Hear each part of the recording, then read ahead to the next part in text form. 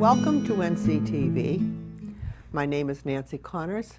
I'll be your host for this evening. I have with me David Cahoney. David is a deacon for St. Jude's Church. We thought it'd be nice to learn a little bit more about what a deacon is, and David has been kind enough to come and try to answer some of our questions. Welcome, David, and thank you for coming. Thank you. What is a deacon? A deacon, there's three orders of holy orders, and the deacon is, I'll call it the third order. There's the episcopacy, which is the bishop, then there's the priest, then there's the diaconate. So we are a level of holy orders. Diaconate is a title for you? It's the diaconate is what it's called, Okay. yeah. And I'd be a deacon. And we're ordained to service in the church, to assist at the mass. We can do baptisms, we can witness marriages, we can bless things, we can do all that kind of stuff. It's easier to say what we can't do. What we can't do is take confession. We can't consecrate the host, and anoint the sick. We can't. What about a marriage? We can witness a marriage. Yep. You can. As long as there's not a mass involved, we can witness the marriage because we can't consecrate. Okay, yeah. So what made you decide to become a deacon? I mean, did you start off as an active altar boy and all of this? Altar service, I'm sorry, that's a new word. I never was an altar server. Back in, I can remember it because it's still fairly new. Back in 1999 and 2000, I started going back into the church. And kind of really heavily back into the church, and I would sit out in the pews and I'd look up on the altar and I said, I want to be up there. And, Did you really? Yeah, and it's just kind of one of those things. And then I would talk, my father and I would talk about religion a lot. Was there a deacon at St. Jude's at that time? No, I am the first deacon at I St. thought Jude. you were, Yep. yes. So one day I was sitting with my dad on the couch in my parents' house, and we were talking about religion, and he just looked at me and he said, "You should be a deacon," and I should have been one. I said, "Okay." I said, well, I didn't really know what a deacon was at that point in time, but I said, "Okay." And then a couple months after that, my father passed away, and I said, but that "you should be a deacon" Left it was quite an there impression. was like a burn. It was, they say it's a calling, you know. Yeah. And so I looked into it and went and filled out the application and did all that stuff. And the application is like this, and got called in to do some interviews, and got a phone call. By who? By the diaconate office in the Archdiocese of Boston. Okay. And they called me and said that I wasn't what they were looking for. Did they really? Yep. So they said, but there's something about you, we'd like you to reapply. And back when I was going, the diaconate only took applications every other year, so I had to wait 2 years before I could reapply. Wonder why they would say not now, but you might get better. They said that because You they're might very... mature more, or? Yes, that was one, and I had just had a child. Well, my wife and I had just had a child. Yes. And they said, we want you to be at home to be daddy, because that's priority one. So I said, okay. But they said, reapply. We'd like you to reapply when it comes up again. So I did. And then I went through more interview process, and they told me that time that everyone who applied will know by June 1st of who got in and who didn't. So I said, okay, well, that's only a few weeks away now. I can stand the wait for that. So I waited. And then July came around, and I still had no idea. No June. No June. June was gone. I still didn't hear a thing. Then it was June 14th. And I said, well, wait a minute here. He said by the 1st of June. You mean July 14th. Oh, yes, July 14th came. And I'm paying attention. I want you to know. Thank you. Thank you. I'm not used to that. And so when July 14th came, I said, well, I'm going to make a phone call. So I called the director of the diaconate, and I said, hey, it's me, Dave Gioni, just wondering what the status of my application is. And he just says, Dave, my friend Dave, the admissions board of admissions, whatever they were called at the time, I think that's what it was, don't want you. Oh, wow. And this is my second time around. And I just, oh, well, okay. Nice of you to let me know. Yeah, if you told me in June, Yeah. I could By have. now I could have tried the Protestants. Yeah. I could have, I would just the waiting was killing me. And then I said, all right, well, thank you for letting me know. But before I hung up, he said, but I'm going to override them. He says, Oh, I thought you were going to say, try me again in 2 years. No. He said, I'm going to override them. I want you to come in and start the program. Now, your admittance is going to be conditional, which everybody's is. Yeah. They tell you from the second you walk in those doors that they reserve the right to throw you out at any point in time. But you're going in with only one guy on your team. That's a little. I only had a one little man. harder. I only had one guy in my corner, and he says everything you do is going to be passed on to. There was a beautiful little nun, and she was to read all my papers and make sure that everything was good. And Now, your papers, what kind of papers were we required of you? We had to write papers on prayer, on faith, on whatever the topic was at that time. And where were you getting the background for this, David? You hadn't been to parochial boarding school. You hadn't been it was. You weren't even an active altar boy. You weren't. No, it was all research and learning and talking with people, getting a spiritual director, which is where I first met Monsignor Conley at St. Jude's. And Did he was supportive of you before you became a deacon? oh yes, Okay. yes, and you had to write from the heart. You had to write what you felt. Yeah. And that's what I did. And then Obviously, you had a good heart because it took you that far. yeah, and she had said, okay, move them on to the next year. And we had to do a self-evaluation at the end of every year. And An honest an self-evaluation. honest self-evaluation, and then they would decide. And then What were you find out. evaluating, David? When you say self-evaluation, what were you evaluating? Had I Because grown- you had actually been not active as a deacon yet. Yeah, none of us at this point were active as a deacon. We had to evaluate, have we grown spiritually? Yeah, have we grown? Is our prayer life better or getting better? Faith, just it's hard to explain what. Yeah. Have you grown? It isn't whether or not you finished your meal or No. gave to the poor or didn't cheat at poker. Or, Right? No, nothing like that at Yeah, all. It's very serious. is this for you? Is this still something that? Now, what could you consider the training that you had to have other than this evaluation of you presenting yourself on paper? Is this Yep. how you were evaluated? But That's- that yep. isn't called training. No, that's part of it. And then you have to. Then there's 4 years of school. Okay, 4 we years had, of yeah, school. we had to go into 4 years of school, and we did it at Bishop Peterson Hall, which is, I think it's part of St. John's Seminary in Brighton. Uh-huh. And Nights, I assume. Nights, yep. Yeah. It was 2 nights a week we went from, I think it was 2.5, 3 hours each night, and 1 Saturday a month. for That's a 6 lot hours. after working all day. Yep. And a family waiting for you to come home from work, only to leave again to go for your training. Yep, and my wife had to come with me. Oh, really? Yes. Was that a requirement? That's a requirement. For the first year, your wife has to go with you. Wow. And they so do you had to that pay babysitters to make a commitment. Well, we had older daughters and my mother, and so Yeah, we, God love her. Yeah. But we had to go because they wanted the wife to know exactly what the husband was commitment. getting into. The commitment. The commitment. Exactly. Exactly. Be Exactly. aware of, right. Yep. So they had to be there. Has she ever had any trouble with that commitment? No, she's been.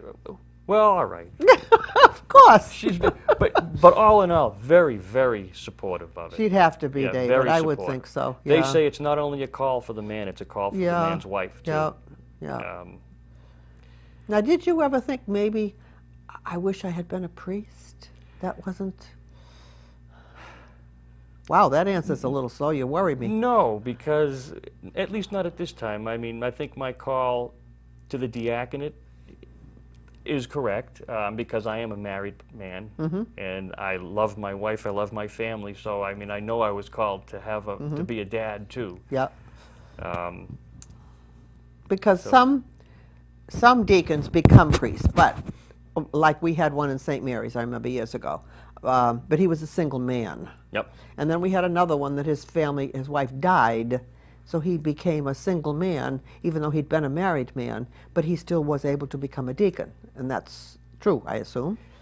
Did I say it right? Yes. If my wife were to pass away, I could then become a priest. I'd have to go through more training, but Oh, yes. I could become a priest. You could. Once ordained, there's no marriage.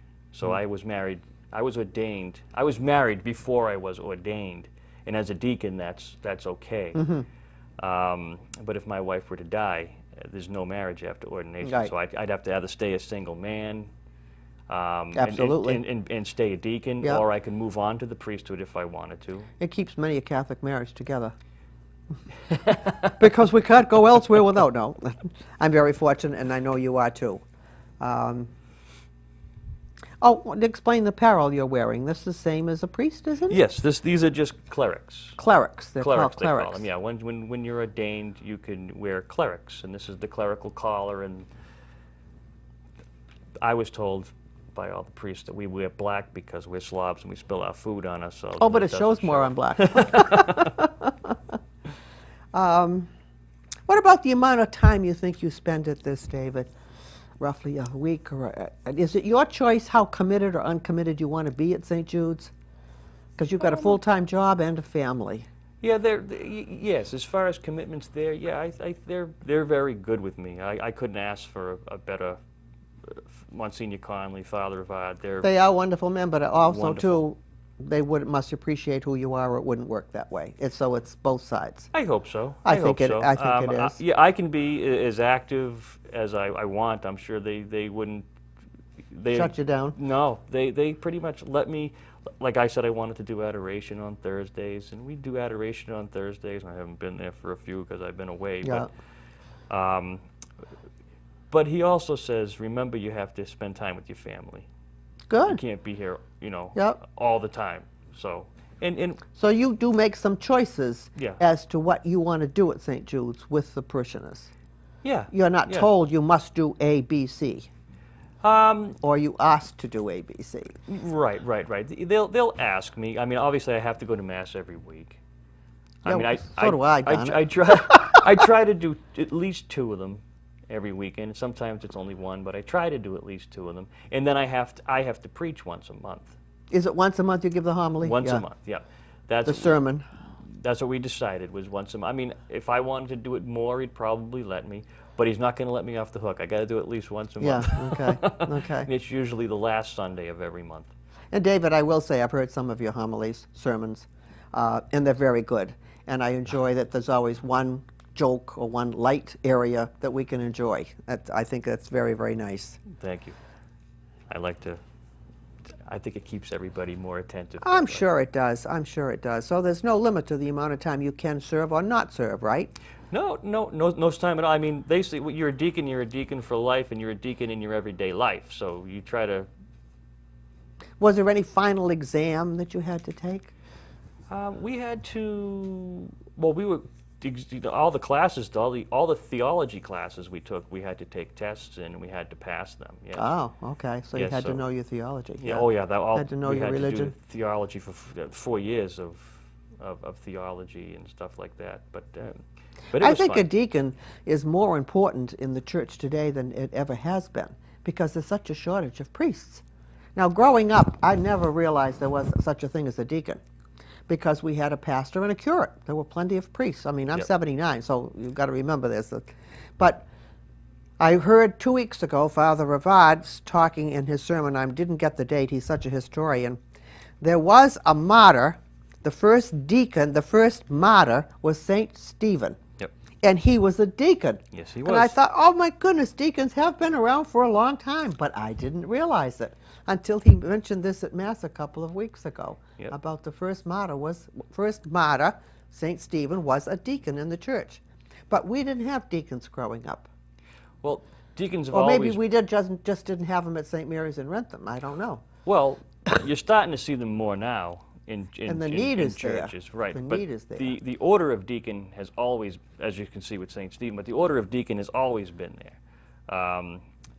I think the permanent diaconate kind of floated by the wayside for a while, but the order of deacon was always there because before you become a priest, you have to be a deacon. See, I didn't realize that. So that's called a temporary deacon. Uh-huh. But the order never went away. So the deacon was always there. It just wasn't like I'm a permanent deacon. So I am not going to transition to a priest. Unless the situation arises that honestly, I've and we spoken hope of that never previously. happens, Right. yeah. So the order has always been there. And Vatican II brought back the permanent diaconate. Yeah. Now, the way the church is evolving slightly, opening up a little bit to there is women in the world, do you think they might have deaconesses someday? That's not up to me, but No. Well, we have altar girls now. Yep. We don't call them altar boys or altar service. We Baby have steps, altar baby steps. service, not altar boys or altar girls, altar service. Yep. So I was wondering if maybe someday we'd have a deaconess. I would say if we were going to see ladies be ordained, it would probably be in the diaconate before the priesthood. And I'm sure. I am not saying that because I have any inside information. No, I'm but just, it's a logical stepping stone. Just, it's yeah. a logical stepping stone. Yeah. Yeah. Whether it happens in my lifetime, I don't know. Yeah. I don't see any reason not. Good. But So that's, if it comes to a vote, we have your vote. that's just right? me. The ladies have my vote. Anything else, David, that you'd like to tell us about this commitment that you've taken on that pleases you or doesn't please you, or you'd like different, or? The most wonderful thing about this has been the people. I love people. And just being able to serve people in this way, to be able to bring God to people, to let the Spirit work through you. It doesn't work all the time. I mean, I get a lot of people that, people that don't believe in God and everything. When I walk, they know I'm a deacon. They're the first ones to come up to me to let me know that I don't believe in God and this is why, and they're, Yeah. So, but Well, it's tough. It's tough. I Yeah. mean, I'm a practicing Catholic, brought up parochial schools and all that. But there are times I say, how does God allow this? I mean, when you see the things happening and I know God doesn't allow it. He gives us, well, I know, don't give me a speech. I've had it. But anyway, so I understand what you say, that there are absolutely, and of course the non-believer completely must be difficult. right. But they are what they are. They But have the the right to places- be. This has brought me like places that I never thought I'd be, like into the prisons. I Oh. go into the Okay. prison here, the Bay State Correctional Center in Norfolk, right here. Fantastic.